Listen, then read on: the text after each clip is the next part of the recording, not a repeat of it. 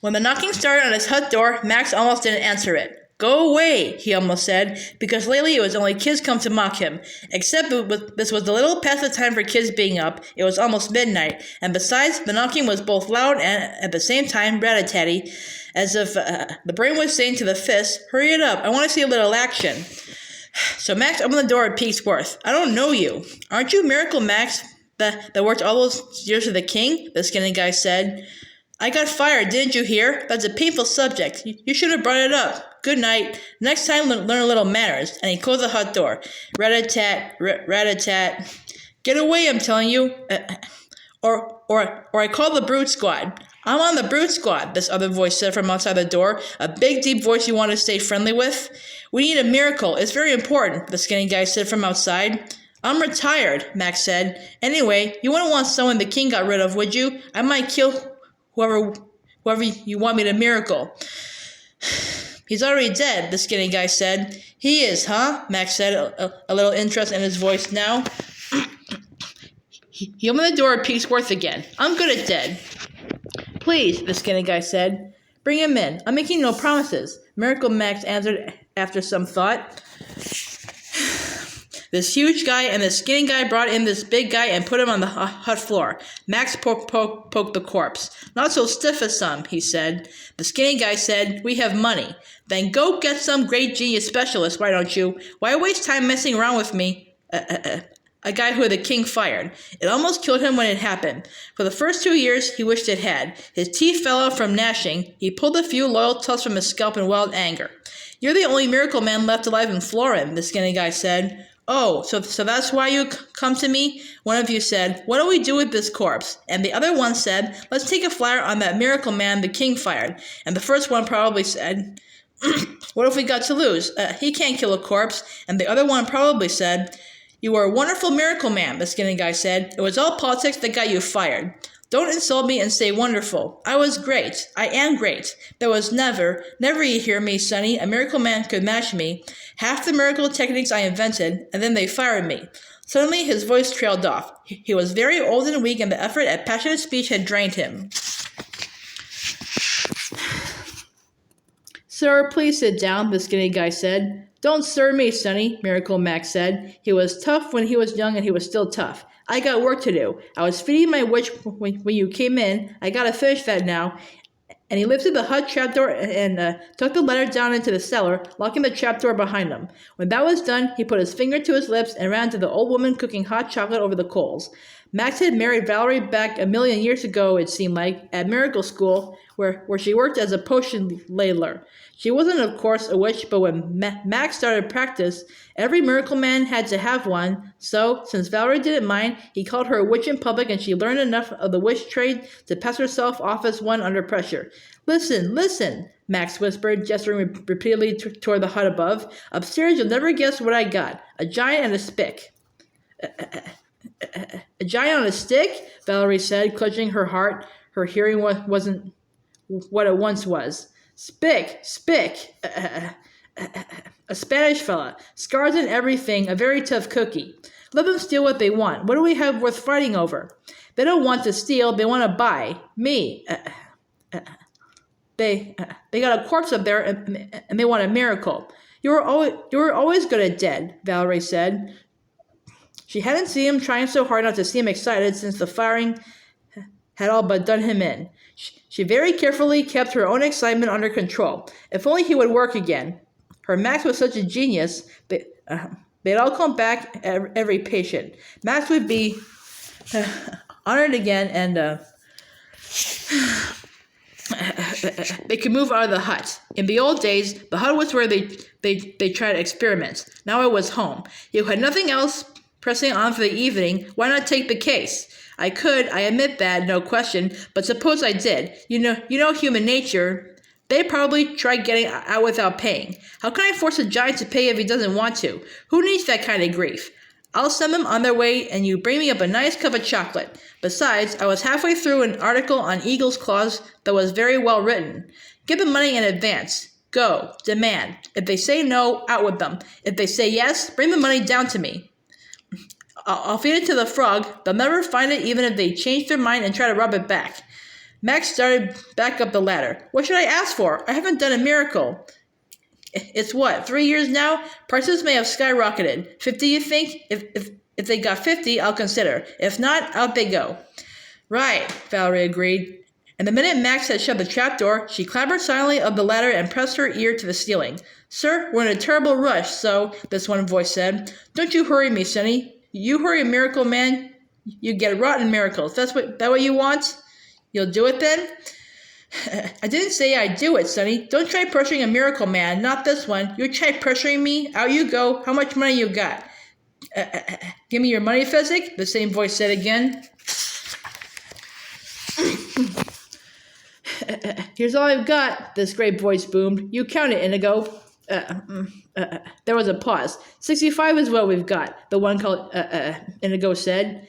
Valerie was about to clap her hands with joy when Max said, I never worked for anything that little in my life. You've got to be joking. Excuse me again. I got to belch my wish. She's done eating by now. Valerie hurried back to the coals and waited until Max joined her. No good, he said. They only got 20.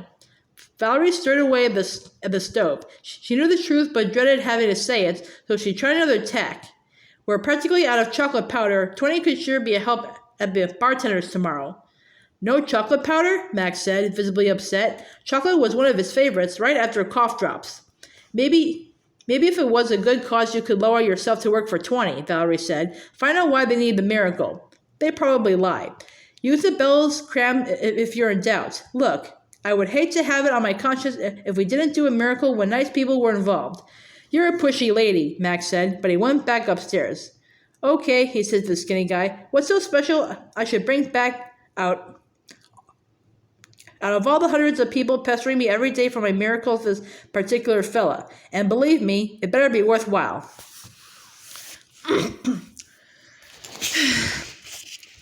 Inigo was about to say, so he could tell me how to kill Count Rugen, but that didn't quite sound like the kind of thing that would strike a cranky miracle man as aiding the general betterment of mankind, so he said, he's got a wife, he's got 15 kids, they haven't a shred of food, if he stays dead, they'll starve, so...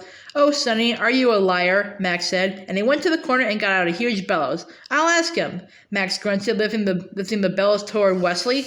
He's a corpse, he can't talk, Inigo said. We got our ways, was all Max would answer, and he stuck the huge bellows way down into Wesley's throat and started to pump. You see, Max explained as he pumped, there's different kinds of dead. There's sort of dead, mostly dead, and all dead. This fella here, he's only sort of dead, which means there's still a memory inside. There's still bits of brain. You apply a little pressure here, a little more there, sometimes you get results.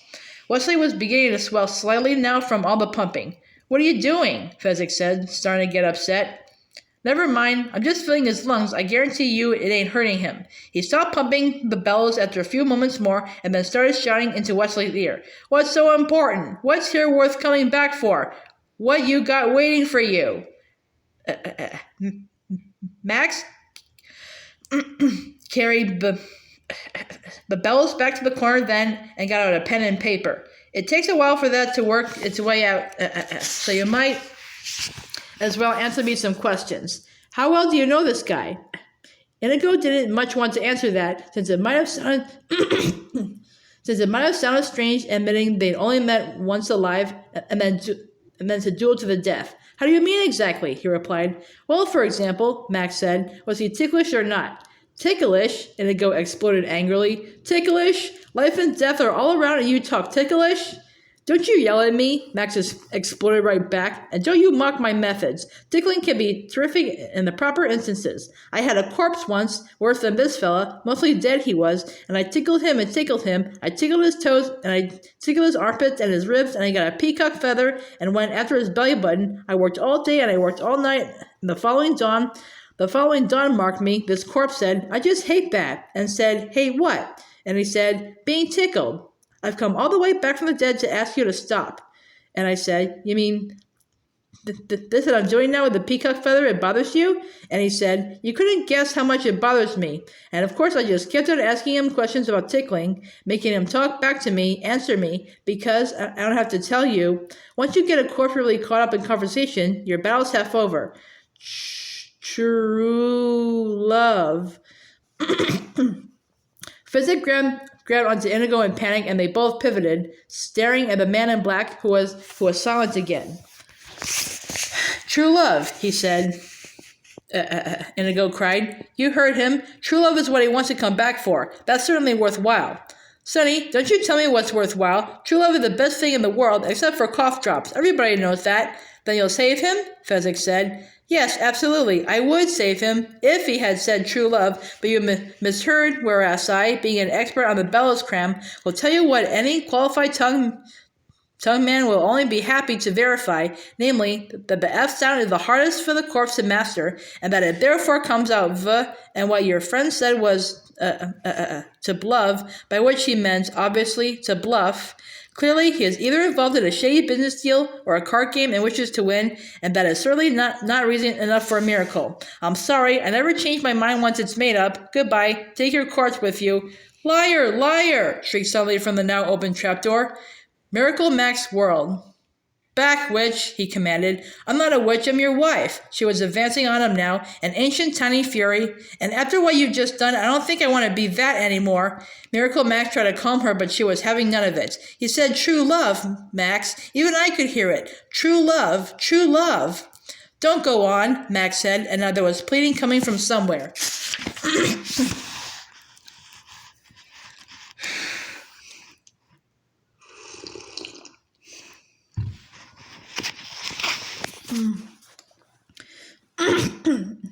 Valerie turned toward Inigo. "He is rejecting you because he is afraid. He is afraid he's done, that the miracles are gone from his once majestic fingers." "Not true," Max said. "You're right," Valerie agreed. "It isn't true. They never were majestic, Max. You were never any good. The ticklish cure. You were there. You saw." "A fluke. All those genres I returned. Chance." "Valerie, we've been married 80 years. How can you do this to me?" "Because true love is expiring and you haven't got the decency to tell why you don't help. Well, I do, and I say this. Prince Humperdinck was right to fire you." "Don't say that name in my hut, Valerie. You made a pledge to me you never breathed that name. Prince Humperdinck, Prince Humperdinck, Prince Humperdinck. At least he knows a funny when he sees one." Max fled toward the trapdoor, his hands going to his ears. "But this is his fiancée's true love," Inigo said then. "If you bring him back to life, he will stop Prince Humperdinck's marriage." Max's hands leapt his ears. "This corpse here, he comes back to life? Prince Humperdinck suffers?" "Humiliations galore," Inigo said. "Now that's what I call a worthwhile reason," Miracle Max said. "Give me the 65, I'm on the case." He knelt beside Westley. He said.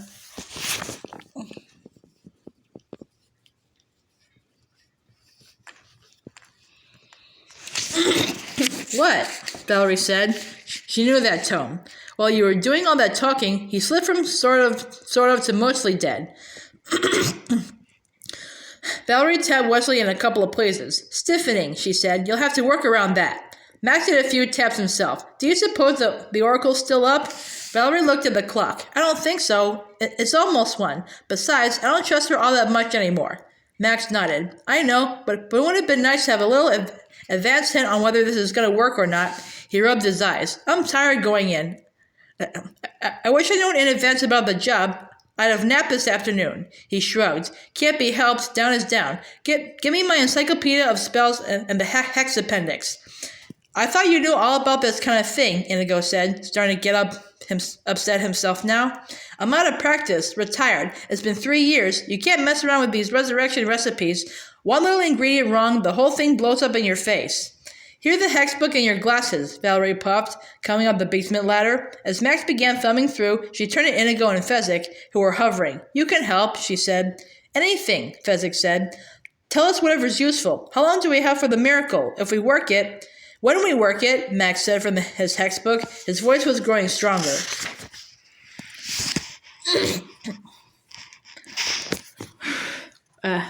"When we work it," Valerie went on, "how long does it have to maintain full efficiency? Just exactly what's going to be done." "Well, that's hard to predict," Inigo said, "since the first thing we have to do is storm the castle, and you never can be really sure how those things work out." "An hour pill should be about right," Valerie said. "Either it's going to be plenty or you'll both be dead, so why not say an hour?"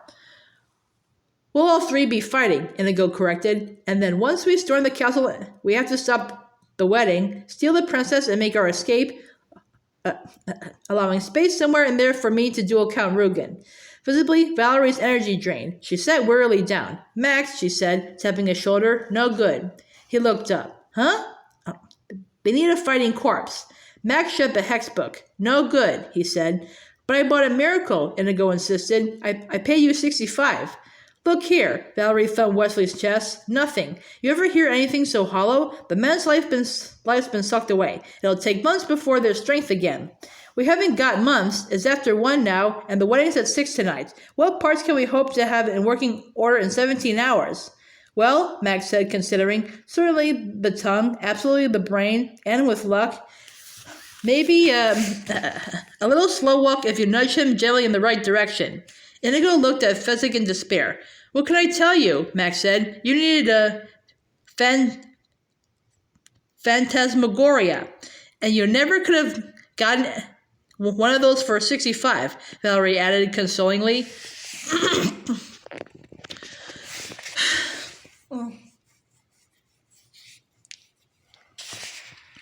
Little cut here, 20 pages maybe. What happens basically is an alternation of scenes. What's going on in the castle, then what's the situation with the Miracle Man, back and forth, and with every shift he gives the time, sort of, there were now 11 hours until 6 o'clock, that kind of thing. Morgenstern uses the device mainly because what he's really interested in, as always, is the satiric and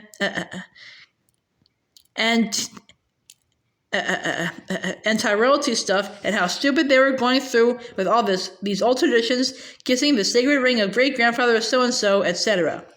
There was some action stuff which I cut, which I never did anywhere else, and here's my logic. Inigo and Fezzik had to go through a certain amount of daring-do in order to come up with the proper ingredients for the resurrection pill, stuff like Inigo finding some frog dust while Fezzik is off after Holocaust mud, this latter, for example, requiring... First, Fezzik's acquiring a Holocaust cloak so he doesn't burn to death gathering in the mud, etc. Well, it's my conviction that this is the same kind of thing as the Wizard of Oz sending Dorothy's friends to the Wicked Witch's castle. It's got the same feel, if you know what I mean, and I didn't want to risk, when the book's building to climax, the reader saying, oh, this is just like the Oz books. Here's the kicker, though. Morgenstern's Florinese version came before Baum wrote The Wonderful Wizard of Oz, so in spite of the fact that he was the originator, he comes out just the other way around. It would be nice if somebody, maybe a PhD candidate on the loose, did a little something for Morgenstern's reputation, because, believe me, if being ignored is suffering, the guy has suffered. The other reason I made the cut is this. You just know that the resurrection pill has got to work. You don't spend all this time with a nutty couple like Max and Valerie to have it fail. At least a whiz like Morgenstern doesn't. One last thing. Hiram, my editor, felt the Miracle Max session was too Jewish in sound, too contemporary. I really let him have it on that one. It's a very sore point with me, because just to take one example, there was a line in Butch Cassidy and the Sundance Kid where Butch said, I got vision and the rest of the world wears bifocals. And one of my genius producers said, that line's got to go. I don't put my name on this movie with that line in it. And I said, why? And he said, they didn't talk like that, Ben. It's anachronistic. I remember explaining. Ben and Franklin wore bifocals. Ty Cobb was battling champion of the American League when these guys were around. My mother was alive when these guys were alive, and she wore bifocals. We shook hands and ended enemies, but the lines stayed in the picture. And so here the point is, if Max and Valerie sound Jewish, why shouldn't they? You think a guy named Simon Morgenstern was Irish Catholic? Funny thing, Morgenstern's folks were named Max and Valerie, and his father was a doctor. Life imitating art, art imitating life. I really get these two confused. Sort of like I can never remember if claret is a Bordeaux wine or a Burgundy. They both taste good. The only thing that really matters, I guess, and so does Morgenstern. I will pick it up again later, 13 hours later to be precise, 4 in the afternoon, 2 hours before the wedding. You mean that's it? Inigo said, appalled. That's it. Max nodded proudly. He had not been up as long a stretch since the old days, and he felt terrific. Valerie was so proud. Beautiful, she said. She turned to Inigo then. You sound so disappointed. What did you think a resurrection pill looked like? Not like a lump of clay the size of a golf ball, Inigo answered.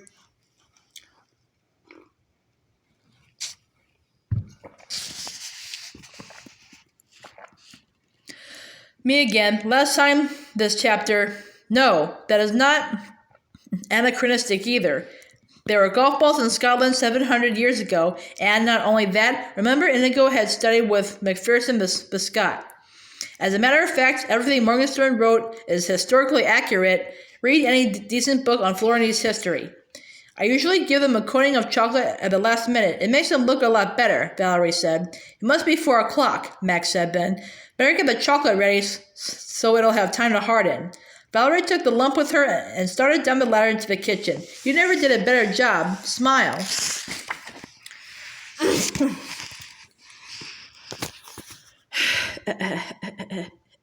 It'll work without a hitch, Inigo said. Max nodded very firmly, but he did not smile. There was something in the back of his mind bothering him. He never forgot things, not important things, and he didn't forget this either. He just didn't remember it in time.